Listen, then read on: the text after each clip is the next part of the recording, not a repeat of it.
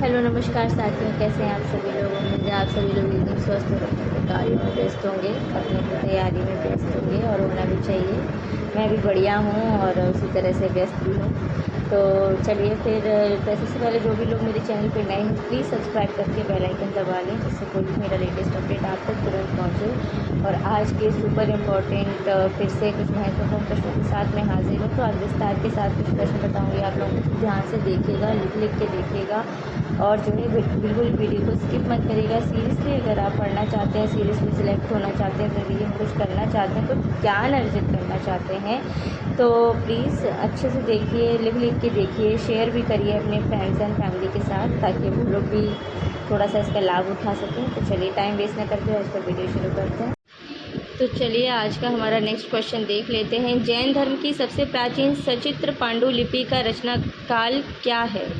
तो यहाँ पे हमारा ऑप्शन नंबर ए सही हो जाएगा, 1060 ईस्वी।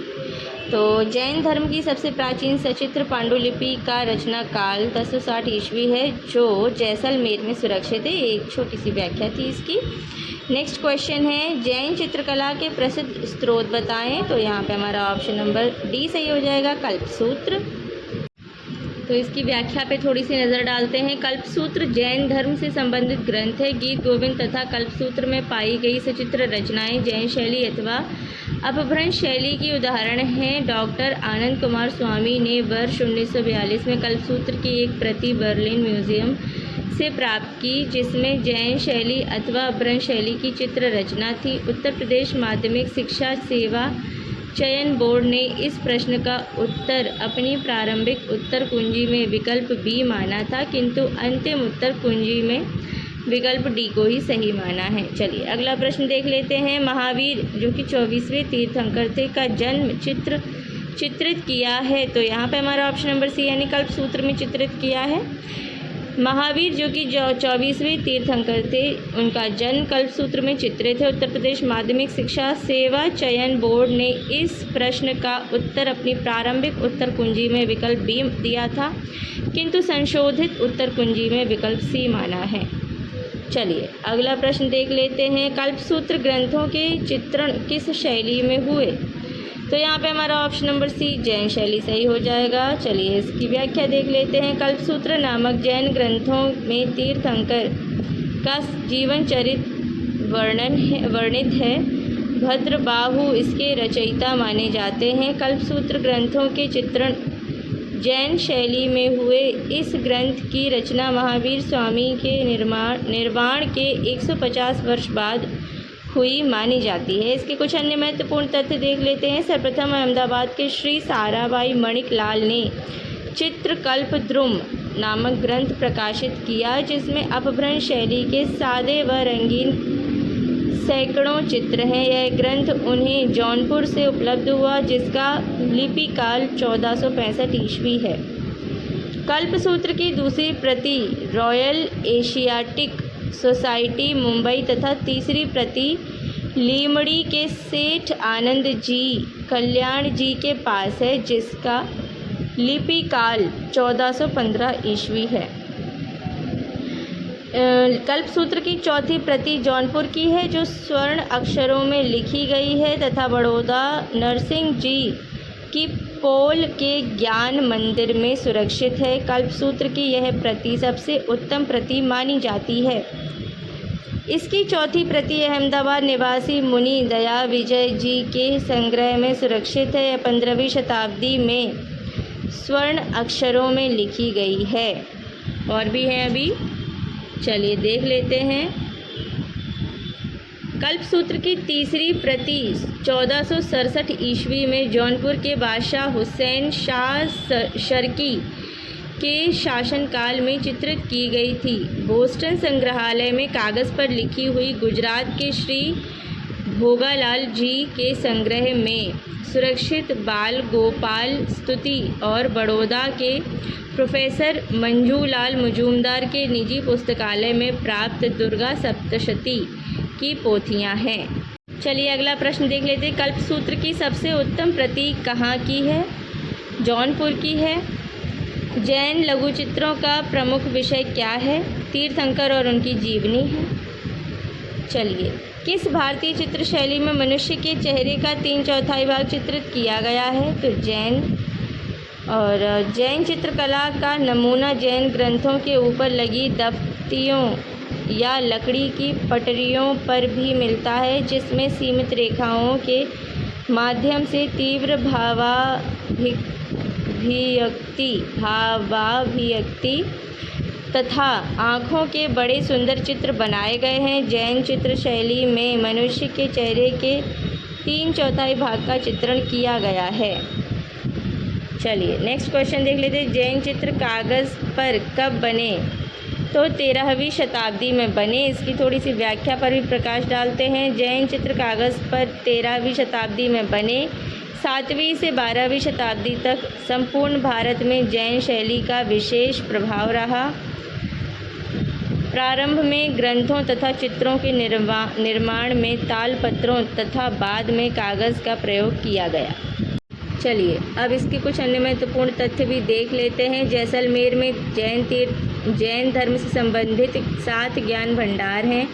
इनमें जिनभद्रसूरि ज्ञान भंडार बड़ा है।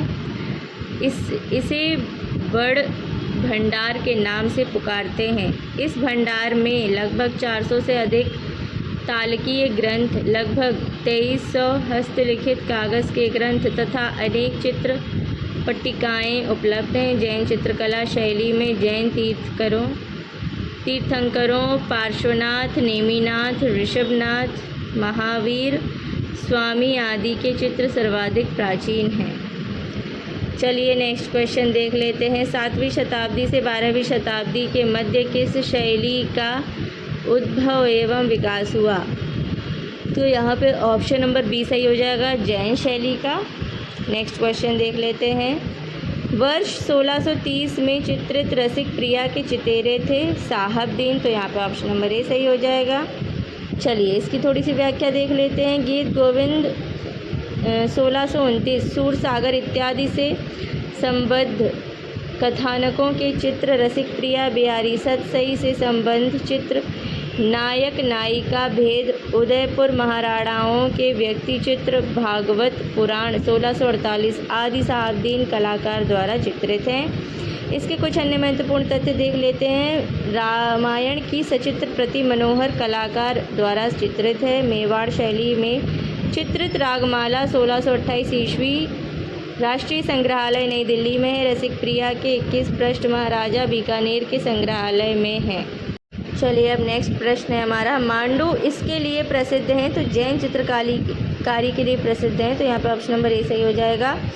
मांडू जैन चित्रकारी के लिए प्रसिद्ध हैं। यहाँ 1439 ईस्वी में निष्पादित कल्पसूत्र अब नई दिल्ली के राष्ट्रीय संग्रहालय में है। नेक्स्ट क्वेश्चन देख लेते हैं। जैन चित्रकला कहलाती है? तो यहाँ पे हमारा ऑप्शन नंबर बी पोथी चित्र सही हो जाएगा। इसकी थोड़ी सी व्याख्या भी देख लेते हैं। जैन चित्रकला पोथी चित्रकला भी कहलाती है। इसका विकास 1100 ईस्वी से 1500 ईस्वी के मध्य गुजरात, अहमदाबाद तथा मारवाड़ के आसपास में हुआ। जैन चित्रकला शैली को विवादित रूप में गुजरात शैली, पश्चिम भारतीय शैली तथा अपभ्रंश शैली के नामों से भी जाना जाता है। डॉक्टर आनंद कुमार स्वामी ने इस शैली का नाम लामा तारानाथ के द्वारा दिए गए नाम पश्चिमी भारत शैली का समर्थन करते हुए इस शैली का नवीन नाम पश्चिम भारतीय शैली माना है। चलिए इसके कुछ अन्य महत्वपूर्ण तथ्य भी देख लेते हैं। कालांतर में इस शैली के अनेक सचित्र ग्रंथ अहमदाबाद तथा गुजरात के बाहर मारवाड़, मालवा, पंजाब तथा पूर्वी भारत में जौनपुर, अवध, उड़ीसा, बंगाल, नेपाल के अतिरिक्त बर्मा यानी म्यांमार तथा श्याम यानी थाईलैंड में भी प्राप्त हुए। इस काल को साहित्य में वीरगाथा काल, चारण काल के नाम से पुकारा गया है, क्योंकि इस काल में मूल संस्कृत भाषा में रचनाएं नहीं की गई हैं। चलिए अब नेक्स्ट प्रश्न पे आ जाते हैं। जैन शैली को पश्चिम भारतीय शैली किस विद्वान ने कहा? आनंद कुमार स्वामी ने कहा है। तो यहाँ पे ऑप्शन नंबर सी सही हो जाएगा। नेक्स्ट क्वेश्चन है, अपभ्रंश शैली के चित्रों का क्या विषय है? तो जैन है, ऑप्शन नंबर ए सही हो जाएगा। नेक्स्ट क्वेश्चन है, जैन चित्रकला भारत के किस क्षेत्र की है? तो पश्चिम क्षेत्र की, ऑप्शन नंबर सी सही हो जाएगा। चलिए, तो हमारा नेक्स्ट क्वेश्चन है, खिलौने की तरह पशु पक्षियों का अलंकरण किस शैली में हुआ? तो अपभ्रंश शैली में, ऑप्शन नंबर सी सही हो जाएगा। नेक्स्ट क्वेश्चन है, खिलौने की इसकी थोड़ी सी व्याख्या देख लेते हैं पहले। खिलौने की तरह पशु पक्षियों का अलंकरण अपभ्रंश शैली में हुआ है। इस शैली में पशु पक्षियों का चित्रण ऐसे किया गया है जैसे पशु पक्षी कपड़े के बने खिलौने हों। चलिए, नेक्स्ट क्वेश्चन है, जैन लघु चित्रों की विशेषता है? तो यहाँ पे हमारा ऑप्शन नंबर डी सही हो जाएगा, परली आँख का दिखाना। इसकी भी थोड़ी व्याख्या है जो कि देख लेते हैं। जैन लघु चित्रों में मानवाकृतियाँ सवा चश्म हैं और एक ही ढंग से बनी हुई इनकी नाक अनुपात में अधिक लंबी, नुकीली और परले गाल की सीमा रेखा से आगे निकली बनाई गई है। आँखें पास पास और बड़ी बनाई गई हैं और उनकी रचना दो वक्रों के द्वारा की गई है। इसके अन्य महत्वपूर्ण तथ्य देख लेते हैं। जैन लघु चित्रों में पशु पक्षी तथा मानव आकृतियाँ रुई के गुड्डों या गुजरात की कठपुतलियों के समान प्रतीत होती हैं। आकृतियों में गोलाई लाने के लिए छाया का प्रयोग किया गया है। यह छाया बारीक काली रेखाओं से बनाई गई है। कुछ विद्वानों का मत है कि ये रेखाएं निब से बनाई गई हैं, जबकि वास्तव में ये रेखाएं तूलिका से ही बनाई गई हैं। चलिए, अपना नेक्स्ट क्वेश्चन है, सवा चश्म चेहरे से बाहर निकली हुई बड़ी आँखें इत्यादि किस कला शैली में निर्मित की गई हैं? तो ये जो है जैन शैली में निर्मित की गई है, ऑप्शन नंबर सी सही हो जाएगा। नेक्स्ट क्वेश्चन है, परली आँख किस शैली के चित्रों की विशेषता है? तो यह अपभ्रंश शैली की विशेषता, ऑप्शन नंबर सी सही हो जाएगा। इसकी थोड़ी सी व्याख्या है जो कि हम देख लेते हैं। परली आँख अपभ्रंश शैली या जैन शैली की मुख्य विशेषताओं में से एक है, क्योंकि इस चित्र में चेहरे का पूरा हिस्सा न होने के बावजूद भी दूसरी आँख को पूरा चित्रित किया गया है। इसके कुछ अन्य महत्वपूर्ण तथ्य देख लेते हैं। अपभ्रंश शैली में रेखाएं कोणात्मक प्रभाव उत्पन्न करती हैं। इस शैली के प्राचीनतम चित्र श्वेतांबर जैन संप्रदाय की निषद चूर्णी पुस्तक, जिसकी रचना 1100 ईस्वी में हुई है। चलिए, नेक्स्ट क्वेश्चन देख लेते हैं। सर्वप्रथम स्थिर चित्रण मिलता है? तो यहाँ पे हमारा ऑप्शन नंबर सी सही हो जाएगा, जैन चित्र में मिलता है। चलिए, इसकी व्याख्या क्या है? सर्वप्रथम स्थिर चित्रण जैन चित्रण शैली में मिलता है। भारत में कागज़ पर चित्रण सर्वप्रथम इस शैली में किया गया था। चलिए, नेक्स्ट क्वेश्चन देख लेते हैं। अपभ्रंश शैली में अंग प्रत्यंग बने हैं? तो यहाँ पे हमारा ऑप्शन नंबर बी सही हो जाएगा, स्थिर और जकड़े। चलिए, तो यहाँ पे हमारा जो है व्याख्या है थोड़ी सी। अपभ्रंश शैली को गुजरात शैली, जैन शैली, पुस्तक शैली, पश्चिम भारतीय शैली व प्राकृत शैली भी कहा जाता है। तो अपभ्रंश शैली को कितने नाम हैं? यहाँ पे आप लोग अच्छे से नोट कर लीजिएगा, ये भी पूछा जा सकता है। इस शैली में सीमा रेखाएं काली स्याही से बनाई गई हैं। प्रत्येक स्थान पर रेखाएं एक सी मोटाई लिए हैं, जिनमें लोच का अभाव है। मुद्राओं में जकड़न होते हुए भी गति परिलक्षित होती है। चलिए, नेक्स्ट क्वेश्चन देख लेते हैं। इनमें से कौन असंबद्ध है? तो यहाँ पे हमारा ऑप्शन नंबर डी 485 का सही हो जाएगा। चलिए, अब अगला प्रश्न देख लेते हैं। उदयगिरी और खंडगिरी की गुफाएं किस काल की हैं? तो यह शुंग काल की हैं। इसकी थोड़ी सी व्याख्या देख लेते हैं। शुंग काल के समकालीन परवेल शासक ने उदयगिरी तथा खंडगिरी की पहाड़ियों को कटवाकर जैन भिक्षुओं के आवास के लिए गुहा विहार बनवाए थे। ये गुफाएं भुवनेश्वर या उड़ीसा के पास हैं। चलिए, इसके कुछ अन्य महत्वपूर्ण तथ्य भी देख लेते हैं। उदयगिरी और खंडगिरी गुफाओं के पास ही हाथी गुम्फा अभिलेख तथा रानी गुम्फा अभिलेख है। रानी गुम्फा अभिलेख 2 तल का बना हुआ है। उदयगिरी की गुफाएं जैन धर्म से संबंधित हैं। नेक्स्ट क्वेश्चन है, उदयगिरी की गुफाएं किस धर्म से संबंधित कला को दर्शाती हैं? तो अभी आपने पढ़ाई है, ऑप्शन नंबर बी सही हो जाएगा, जैन धर्म। इसकी व्याख्या क्या है? उदयगिरी की गुफाएं मध्य प्रदेश के विदिशा नामक स्थान से 4 किलोमीटर की दूरी पर है। उदयगिरी नामक पहाड़ियों को काटकर गुफा के अंदर मूर्तियों को बनाया गया है। ये गुफाएं हिंदू तथा जैन धर्म दोनों से संबंधित हैं, किंतु जैन धर्म से विशेष रूप से संबंधित हैं। चलिए अगला प्रश्न देख लेते हैं। जैन धर्म के अनेक तीर्थंकर किस सचित्र पोथी में चित्रित हैं? तो यहाँ पे हमारा ऑप्शन नंबर सी कालकाचार्य कथा सही हो जाएगा। चलिए, तालपत्र पर अंकित कल्पसूत्र तथा कालकाचार्य कथा के आधार पर निर्मित पार्श्वनाथ, नेमिनाथ और ऋषभनाथ तथा अन्य 20 तीर्थंकर महात्माओं के दृष्टांत चित्र जैन कला के सर्वाधिक प्राचीन उदाहरण हैं।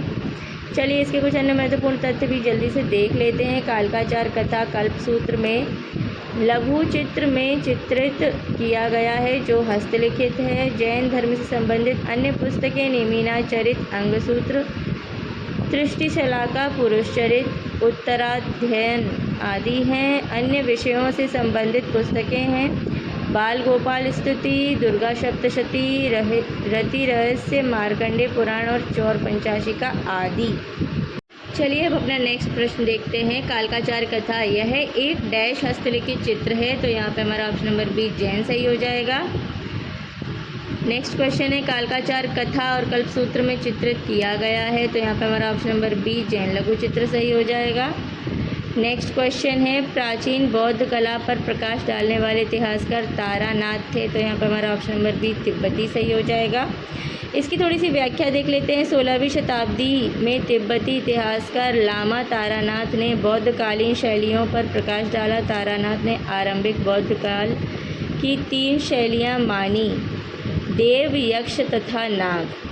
इसके कुछ अन्य महत्वपूर्ण तथ्य देख लेते हैं। देव शैली मगध राज्य आधुनिक बिहार प्रांत में जो कि में प्रचलित थी। यक्ष शैली लगभग अशोक के शासनकाल के समय में प्रचलित थी। नाग कला का प्रचलन नागार्जुन नामक दार्शनिक के समय में हुआ। उम्मीद है आप लोग अपने जो है रजिस्टर या कॉपी पे लिखते जा रहे होंगे, प्लीज़ लिखते जाइएगा और ये विस्तार ज़रूर पढ़िएगा। इसमें से प्रश्न बना के पूछ लेते हैं। अगला प्रश्न देख लेते हैं, उस आस्था का नाम बताइए जो पाल राजाओं का भाग नहीं था, तो यहाँ पर हमारा ऑप्शन नंबर ए श्वेतांबर सही हो जाएगा। इसकी थोड़ी सी व्याख्या है, उसी के साथ में आज का हमारा जो है ये वाला चैप्टर भी फिनिश हो जाएगा। श्वेतांबर का संबंध जैन धर्म से है। श्वेतांबर जैन धर्म की अनेक सचित्र पोथियाँ 1100 ईस्वी से 1500 ईस्वी के मध्य विशेष रूप से लिखी गई। पाल राजाओं ने बौद्ध धर्म को संरक्षण प्रदान किया तथा उसके अनुयायी थे। इनके काल में बौद्ध धर्म के तहत तंत्र ज्ञान का विकास हुआ। तालपत्रों की सचित्र पांडुलिपियाँ पूर्वी भारत में पाल राजाओं के संरक्षण में रची गई। ये ग्रंथ मुख्यतः बौद्ध धर्म की महायान शाखा से संबंधित है। इनमें सर्वाधिक प्रसिद्ध ग्रंथ अष्टसाहस्त्रिक प्रज्ञापारमिता है। देखा आप लोगों ने किस तरह से आज के हमारे विस्तार के साथ बहुत सारे इंपॉर्टेंट क्वेश्चन और ख़त्म होते हैं। साथ में पीछे का रिवाइज भी करते रहिएगा, उसको भूलिएगा मत और जो है आगे का पढ़ते रहिए, तैयारी करते रहिए, डटे रहिए और जो है मंजिल ज़रूर मिलेगी, कामयाबी ज़रूर मिलेगी। मेरी सबको बहुत सारी शुभकामनाएँ हैं और आप लोग की प्रेजेंस मुझे देते रहिए। तो चलिए फिर से मैं नेक्स्ट वीडियो के साथ, तब तक के लिए टेक केयर, बाय बाय।